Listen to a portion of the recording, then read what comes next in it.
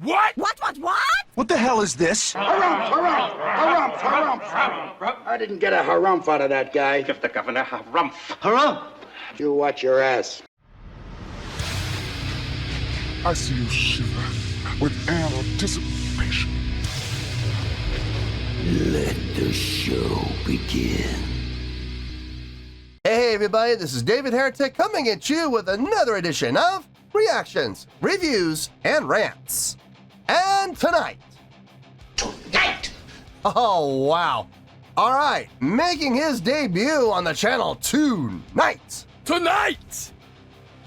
We have the legendary Sir Elton John. Yes, indeed. How about that?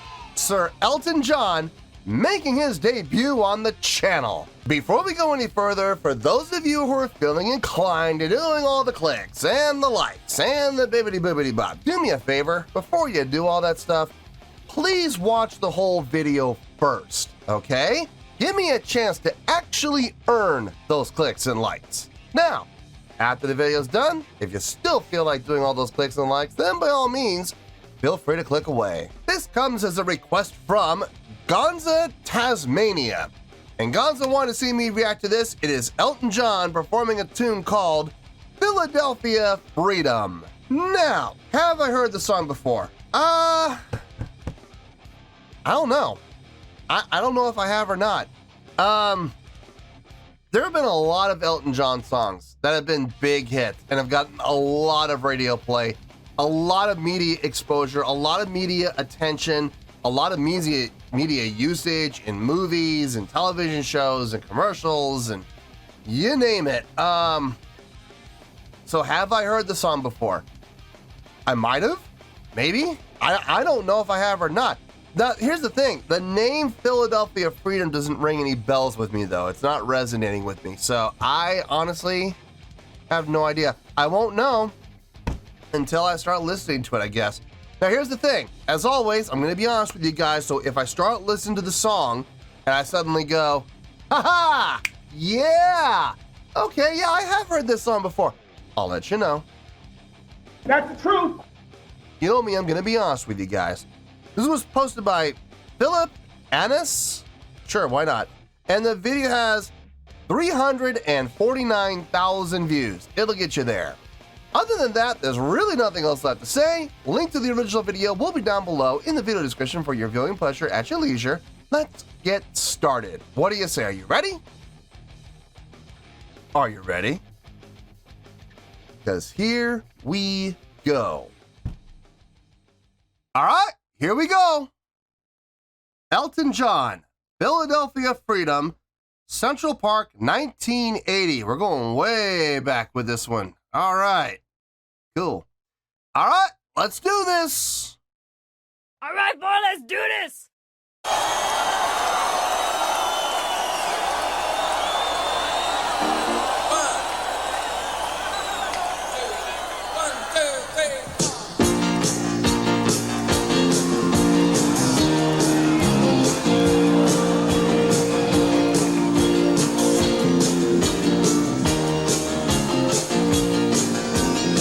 To be a rolling stone, you know, if the cause is right, I need to find an answer on the road.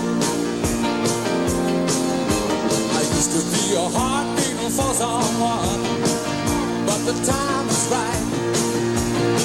The less I say, the more my work has done. 'Cause I live and breathe this Philadelphia freedom.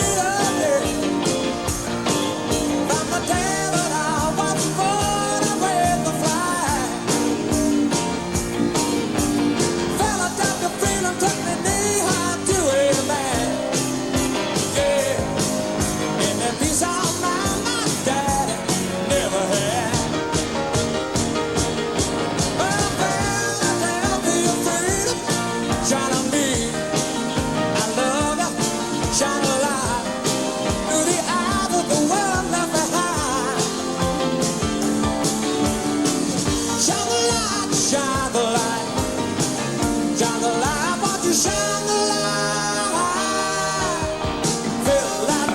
resolution there.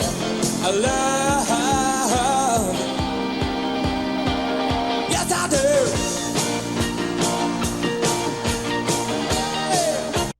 Man, look at all those people. Woo! I mean, it's a concert in the park, you know, it's a free concert. I mean, why not go out there?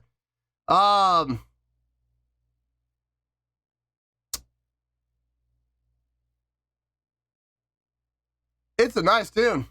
It's nice. It is definitely nice. Easy to listen to, easy to groove to. Not necessarily my cup of tea, but at the same time, you know, if this came on the radio, I wouldn't change the channel. I wouldn't change the station. I wouldn't turn it off. I'd listen to this. Sure. Absolutely. Easy. Like I said, super easy to listen to. Some really nice resolutions happening within the chords. A very well thought out song. It's not just your typical 1-4-5 song. No, there's a lot of movement. There's a lot of twos, a lot of sixes, 6 to the 5 to the 4, back up to the 5, to the 3 to the 2 to the 1. You know, stuff like that. It's a lot of movement. I like it. I like it. Everything makes sense. There's nothing that makes me go, whoa, wait a minute. Why did they do that? Nah. Even when it is getting a little out there with the chord progression, it still sounds pleasing to the ear. Not your, like I said, it's not your typical. It's not like I can sit there and anticipate, oh, it's going to do this next. Oh, we're going to go to the 4, we're going to go to the 5, we're going to go back down to the 1. You know, no, it's not that. It's a little more than that. So it's nice. It's really nice. I dig it. Let's keep going here.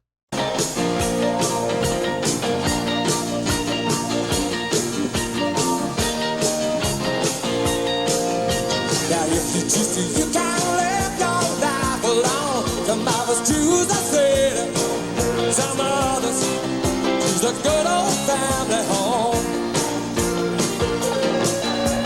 I like living easy without family ties. Fill the whip out where my freedom's happening. Right between the eyes. Love the facial expression there. I live and breathe this Philadelphia freedom.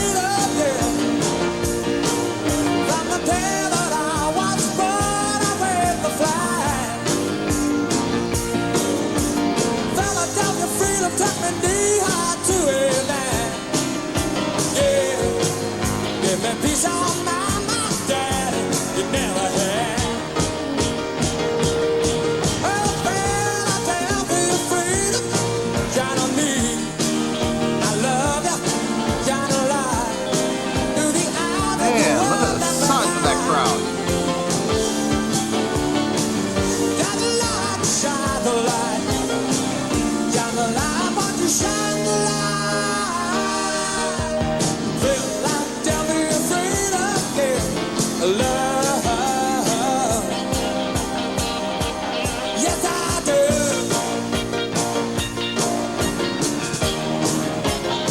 Oh, yeah.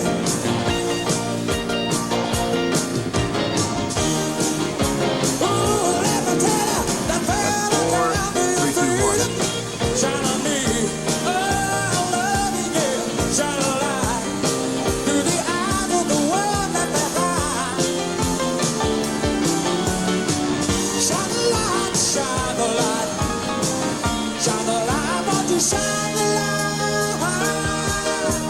Philadelphia freedom, love.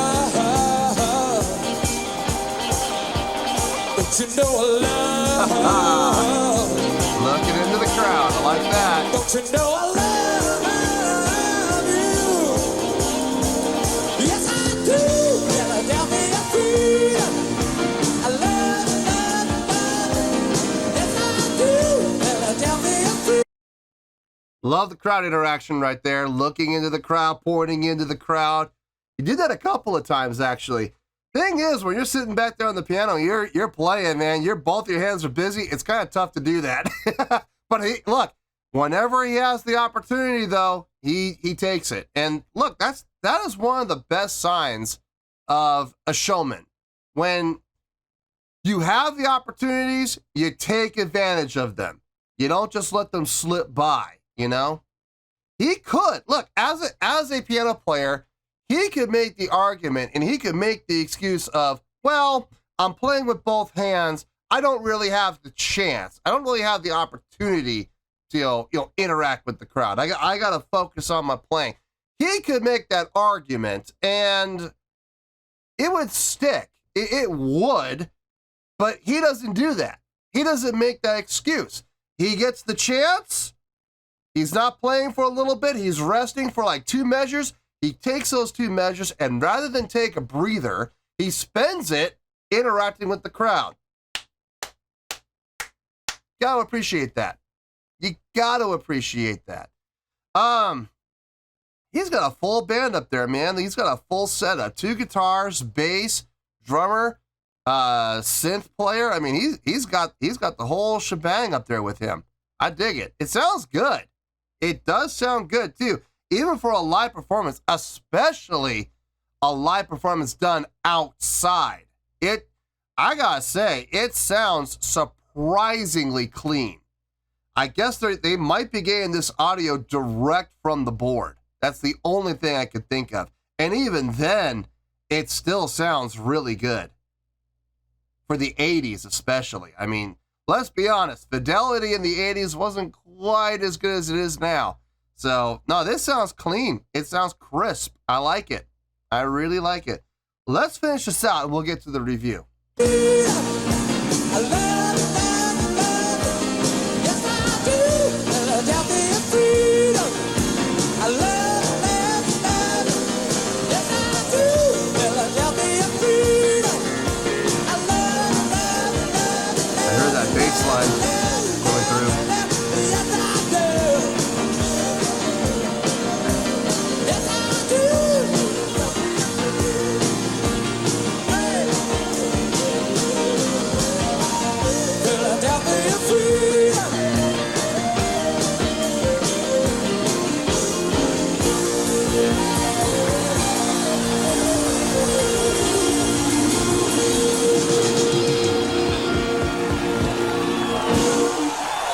You can hear the crowd, boy. Oh, yeah.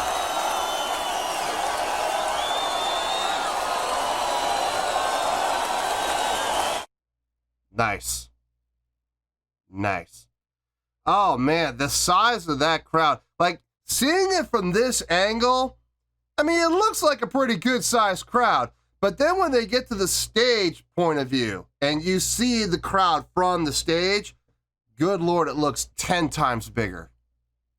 10 times bigger than that. There really isn't a whole lot to talk about from, what I've already said. I mean, it's pretty straight ahead. So this may be a short review. I don't know. Maybe I'll, knowing me, maybe I'll go off on one of my little tangents or one of my little rants, and the next thing you know, we're here for 20 minutes. I don't know. We'll have to wait and see how it goes. I'll get my thoughts together. I'll see you in the review, and we'll talk about it. Well, there you go, folks. That was Elton John with a tune called Philadelphia Freedom. This was a request from Gonza, Tasmania. All right. I thought about it. Yeah, there's really not a whole lot to talk about. Before I get my score, because I know there's a lot of new people watching this channel for the first time. They're big fans of Elton John, and they're here on the channel for the very first time. First of all, welcome. Welcome to the channel. For those of you that don't know me, I am a straight shooter. I will tell you exactly what I think. I will not hold back, and I will be 100% honest 100% of the time. If I don't like something, I'm going to say I don't like it. And if I love something, I'm going to say I love it. I don't pander. I don't sit there and, go, oh, I love every single thing every time I do a reaction video. I'm not one of these reactors who goes, oh, I love this. This is my new favorite song and blah, blah, blah, blah, blah. Click, like, and subscribe and buy my merch and blah, blah, blah, blah, blah. No, I don't do that. I don't do that. I upset a lot of people because I am brutally honest. So, yeah, please keep that in mind. And having said that, if I'm being honest with you folks, don't get me wrong, the song was good, okay? Will I ever put this on a playlist? No, I won't. It's, how should I say this? It's not, it's, okay. This is so hard to say. It's not really my bag. It's not really my cup of tea, but it's not really my cup of tea, but I did enjoy it. Okay, I did enjoy listening to it. Would I want to listen to this every single day? No.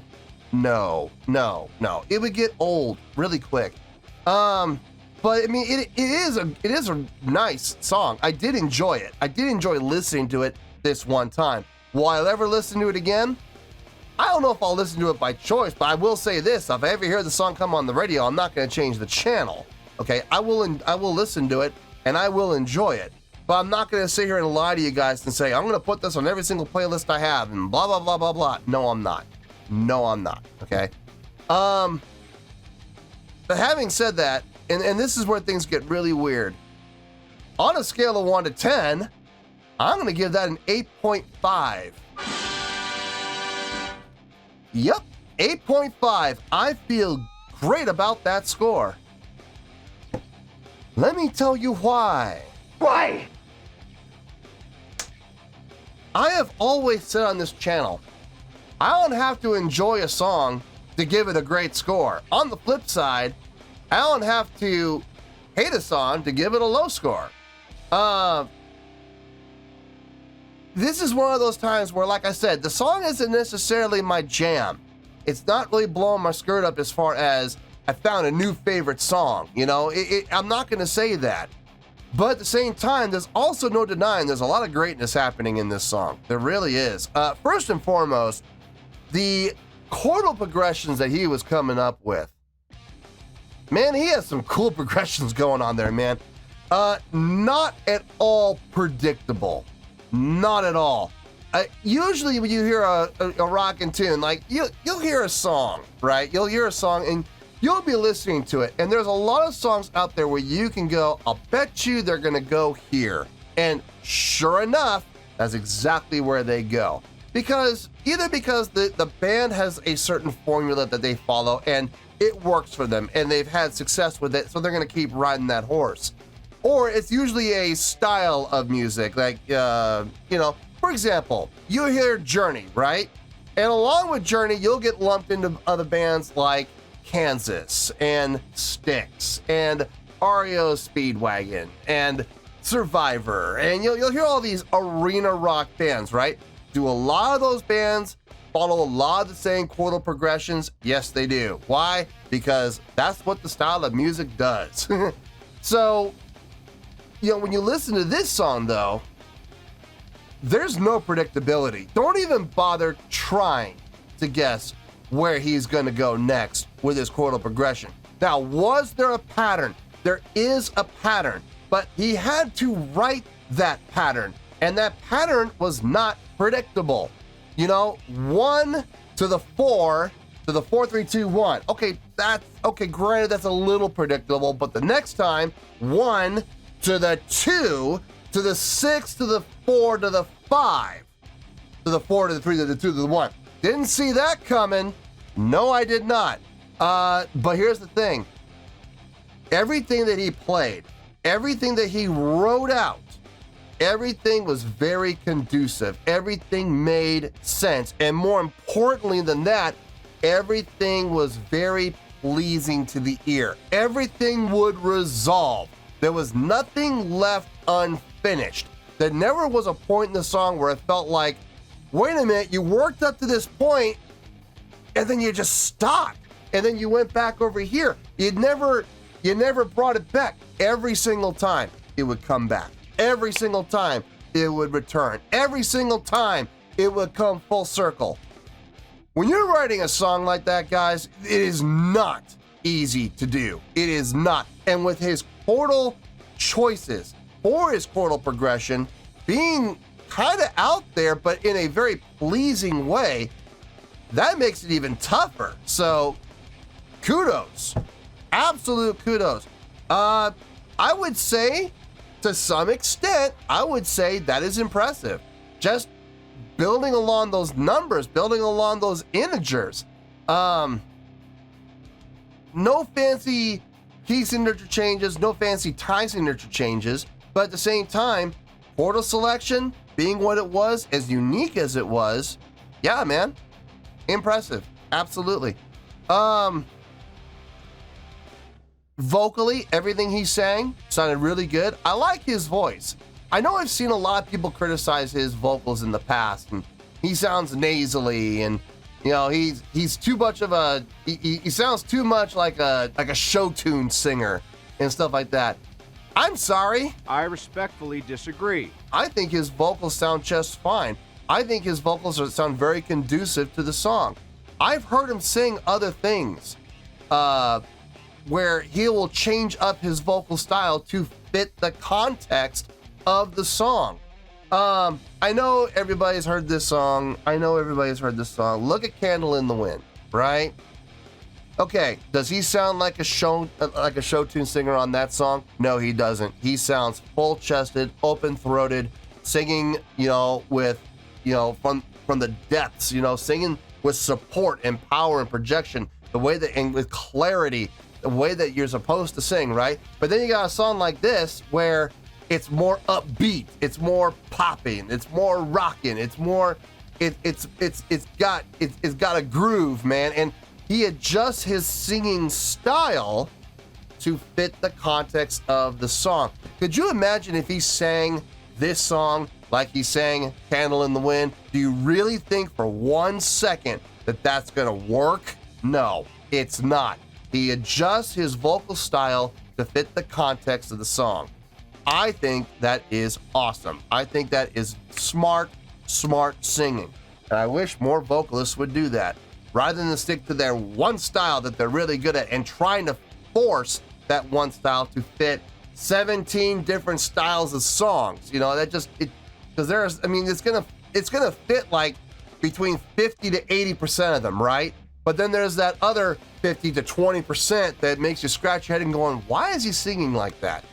That's not the case here. He is known and renowned, and people who know anything about vocals will tell you he adjusts his vocal style to fit the song. And I think that's smart, man. It's brilliant. His backing band looked really good, sounded really good. Nice instrumentation, 2 guitars, bass, drums, and synths.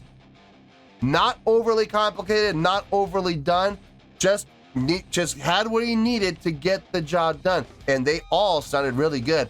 I like the fact I could actually hear everybody clear as day in the mix. And let me tell you something, folks.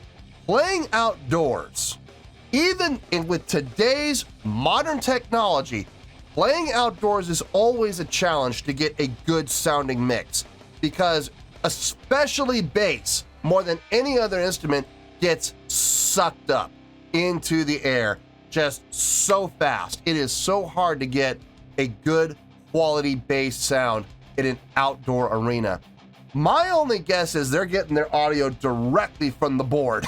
That's the only thing I could think of. Because it was a nice, crisp, clean mix, and you heard everybody clear as day, especially the bass. And like I said, as a bass player, I can absolutely appreciate that. It is not easy to get a mix in an outdoor setting, especially in the 80s. Good Lord. They didn't even have technology like that in the 80s like we do now. So that makes it even more impressive. Yeah, that was really nicely done. Good mix. Everything sounded really good. The last thing I want to talk about was the live show. Okay. It would be very easy for a performer like Elton John to say, well, I'm playing the piano. Let's be honest here, the piano is the main instrument with Elton John's act, the star of the show, right? His vocals and his piano playing. It would be very easy for him to say, I got to keep my hands on the keyboards and on the keys, and I got to play. And I don't have the time to be a showman. I don't have the time to put on a show. I don't have the time to point to the crowd and interact with the crowd. I don't have the time to do that. I gotta focus on my playing. We've all seen and heard piano players use that excuse, right? Ladies and gentlemen of the jury, Exhibit A, Elton John. I rest my case. Defense rests. This guy, star of the show, vocals, piano playing, piano's gotta be constantly going. He is still gonna take those times to rest though within the song. There are gonna be times where he sustains and holds the chord for a measure or two. Now, like I said, he would be perfectly justified saying what he would say if that were his position, but it's not. He takes that measure or two of rest, and what does he do? He points to the crowd, interacts with the crowd, looks into the crowd, sings to the crowd, speaks to the crowd, does whatever it is he's gonna do to get the crowd involved, get the crowd interactive, make the crowd feel like they're a part of the show. Great crowd interaction. I know it wasn't a ton, but it was still there. Whenever he had the chance to do it, he did it. And I gotta give mad props to that. I see why people call Elton John a showman. I can absolutely see it. I mean, put the extravagant outfits aside. That's what it seems like everybody always talks about that. Put the extravagant outfits aside. Put him in just a suit, right? And have him do the exact same thing. It's still gonna look good. The clothes, the outfits, that's just personality. That's just extra flair. You can have all that extra flair, never look at the crowd once, and I'm sorry, I'm gonna think you're a douche. On the flip side though, he could go out there in street clothes, look into the crowd, point into the crowd while he's playing, and you know what? I'm gonna think that looks awesome. I really do. Luckily, he does both. He's got both things working for him. No, he put on a really good show. He did. And look, there's a reason that, I don't know. I don't know the circumstances behind this show. And I'm going to ask Elton John's fans to fill me in on this. What was the point and purpose of this show? Did he just feel like putting on a live concert for free out in the park? Or was this like a charity benefit thing? Or was this to raise awareness for something? Or was this planned for months, or was this literally like a last minute notice thing? Like, let's put a stage together. Let's put on a show in the park. When? Tomorrow. Okay, sure, why not? You know what were the circumstances behind this live show? I'm really curious, because playing in Central Park, you must have gotten the permits for that, right? You must have. And to fill up the park the way he did. I mean, look, I know it's Elton John, and if word travels fast enough, people are going to get there. But that many people, there must have been some kind of an announcement, right? I don't know. But no, a really nice performance, a really nice live show to boot, and to be honest with you guys, a great song. And that is how we're coming up with the great score of 8.5. Yes, an 8.5 is a great score. I know there's new people on the channel. Let me briefly explain. Anything in the 8s is a great. So anything from 8.0 to 8.9 is what I consider to be a great score. And just remember, 8 is great. You get an 8 point anything, it's a great score. I'm not saying this to pander. I'm just saying this because this is how I am across the board for everything I react to. And if you don't believe me, that's okay. I have proof. Scroll down a little bit in the video description and you're going to find my scoring system chart. You're going to see that in every video I do. And it all says the same thing. Look down where it says between 8.0 to 8.9. What does it say? It says great. So yeah, I follow the same scale for everything. So yeah, 8.5, I think it's a great song and a great live performance to boot. So yeah, that's where we're at, and that is where we're going to stay. So 8.5, final score, I have spoken. Well, that's going to do it for this edition of Reactions, Reviews, and Rants. Hope you all enjoyed the show. Hopefully I was able to entertain you. If I was able to put a smile on your face and brighten your day, then I did my job, and I'm so glad I could do it. If you guys feel like joining the fan base, go ahead and click on that button down there. If you guys want to like the video, go ahead and like the video. If you guys want to ring the bell, go ahead and ring the bell. It honestly doesn't make any difference at all to me, but if you guys feel like doing these things, then by all means, feel free to do so. Well, that's going to do it for tonight, folks. Thank you very much for watching. And as always, this is David Heretic signing off, reminding you to stay fabulous and support each other. Later. Peace.